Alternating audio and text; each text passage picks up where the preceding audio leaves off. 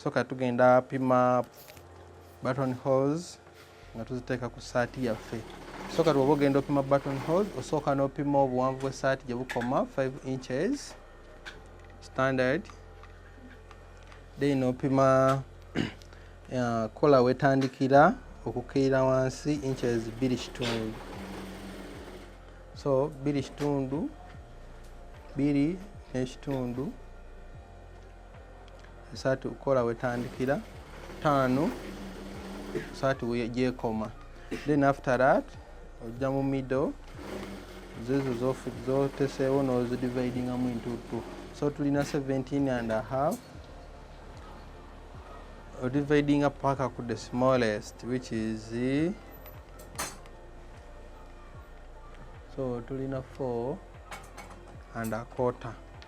So katugenda pimanga 4.25 epeesa erisooka, 4.25 epeesa eryokubiri, 4.25 epeesa erisembayo, 4.25 ku lino eriddako.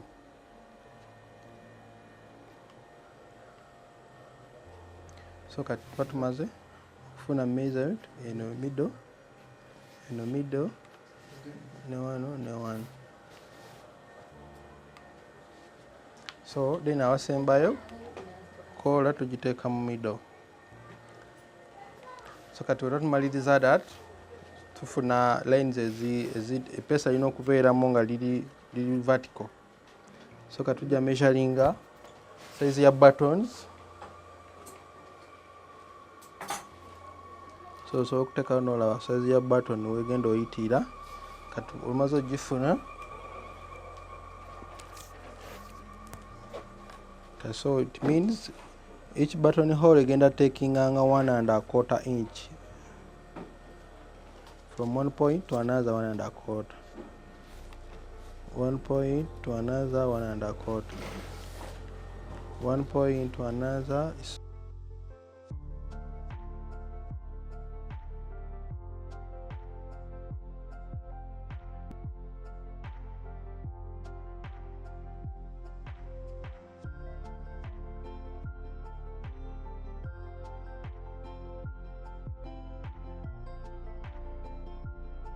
So tugenda tutandika olikuba. So bw'oba olina button hole yo olina okubeera ne machine ekuba zigzag eno eya button hole eya manual.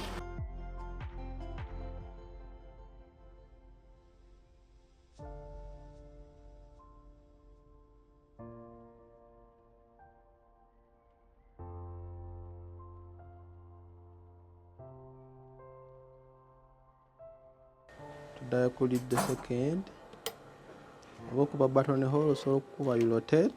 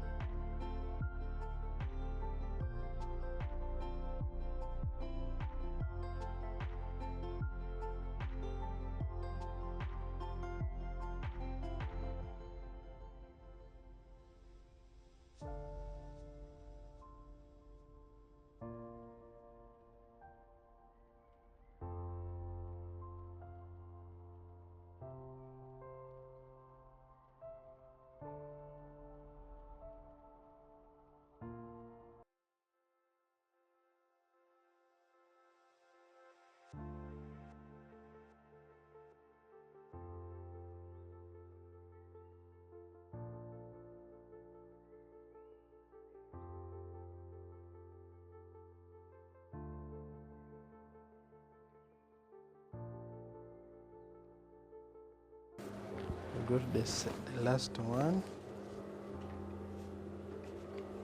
Enofuna wotandikira ne wookoma.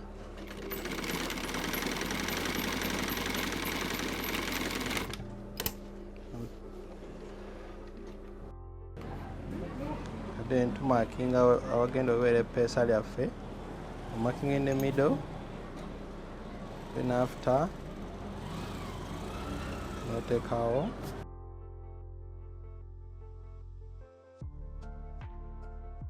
No take out.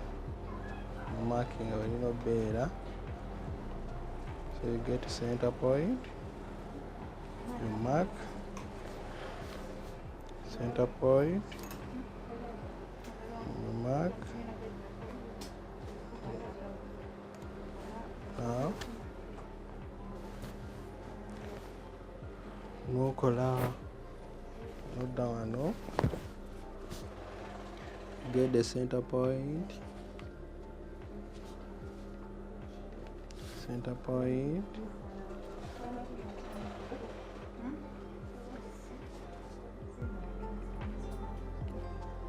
Then after turning at this point, then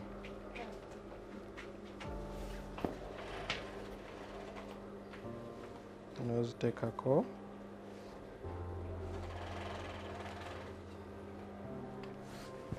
Kati wano no making sure nti pesa igenda abeera mu position entuufu. No markinga, no markinga, no markinga, no markinga. Where there is a dot, kati we bagenda obeera our pocket, our buttons.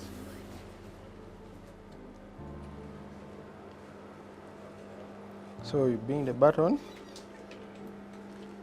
What tugenda kozesa our machine oluseesa okuyambako during buttoning. So ngenda tandika n'erya waggulu one by one. Nteekawo nteeka mu machine nga I first balance before. Kati olimanya target yange yeeyo.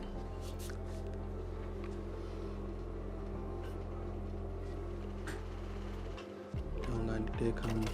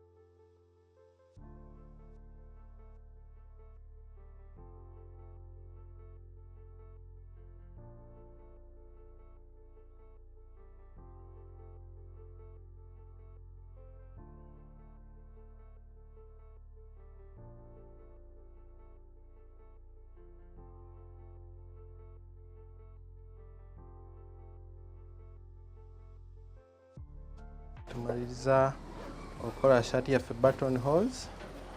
Tumaliriza okuteekako amapeesa using our machine.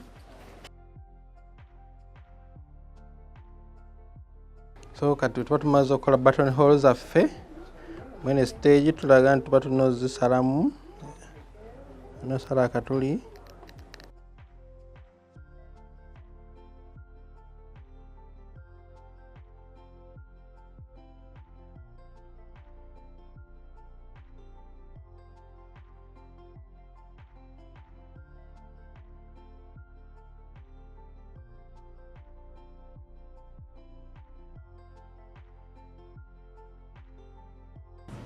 salawo then the pesa isobola yingirawo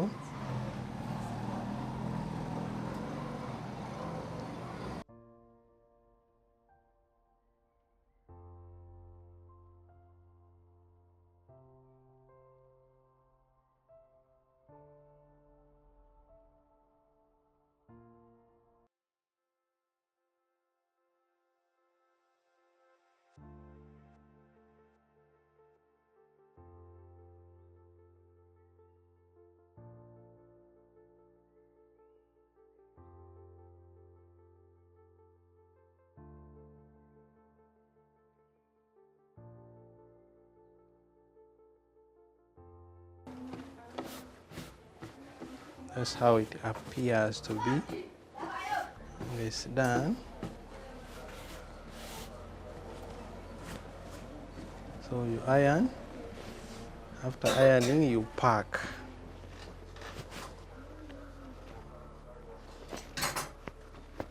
So masati yaffe ewedde.